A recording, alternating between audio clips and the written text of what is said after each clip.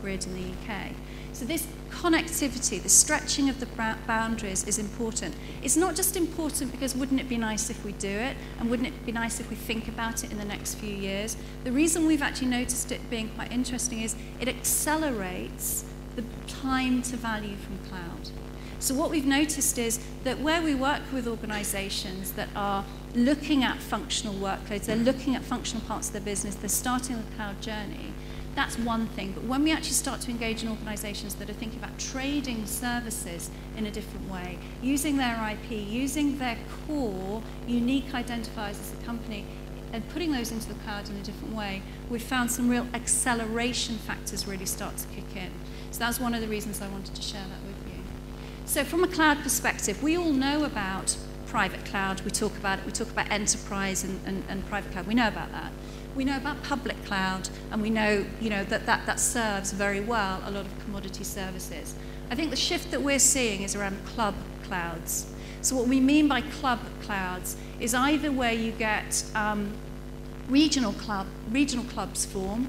We have one ourselves in the UK over in the southwest, where we've connected local authorities with police and with a couple of other providers to actually share back office services in a very different way through a cloud provisioned environment. So as well as regional clubs, and we're not the only providers, there are many in the UK and many around the world that are starting to form, we're also starting to see what I'm calling birds of a feather clubs. And what I mean by that is where it's like-minded groups or like-minded services that are shared between people that have a common interest. So that would be, for example, police. You may have noticed, or you may have heard, we've seen it around the world, we see it in health as well, where you actually get clubs forming around people that can share or collaborate in different ways with their core and their specialist services. So what this means is we're starting to drive up the stack. We know about infrastructure as a service. We know about platform as a service. We know we're heading towards software as a service. What we're seeing as a company is the steady shift up, and it's happening faster than people realized, towards business process as a service, up towards business information as a service. And what that means is not just you pay for your license in a different way, not just you pay for your technology in a different way, but you consume the business outcome in a different way. So you start to drive towards business outcome and pay per transaction on the business outcome, not just on the technology.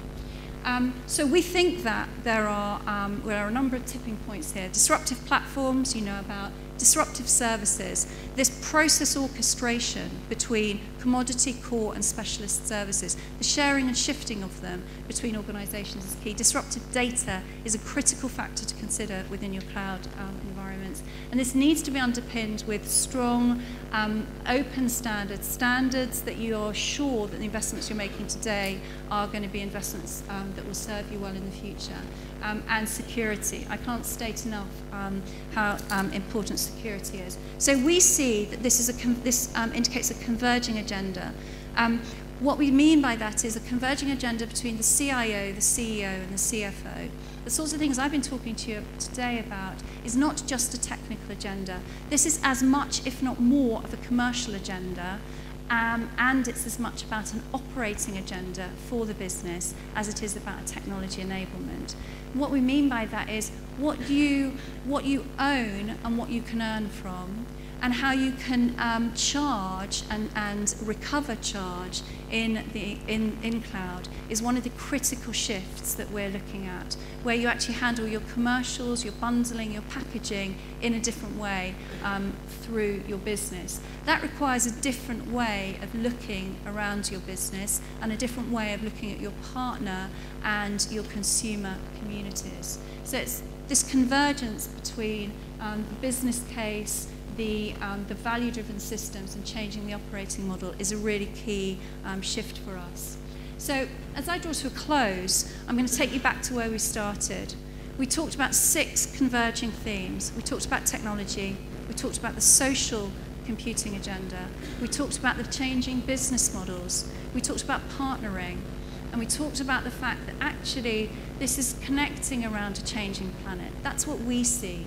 We recognize that's not necessarily this year's agenda, but we recognize it's an agenda that's going to be hitting us increasingly.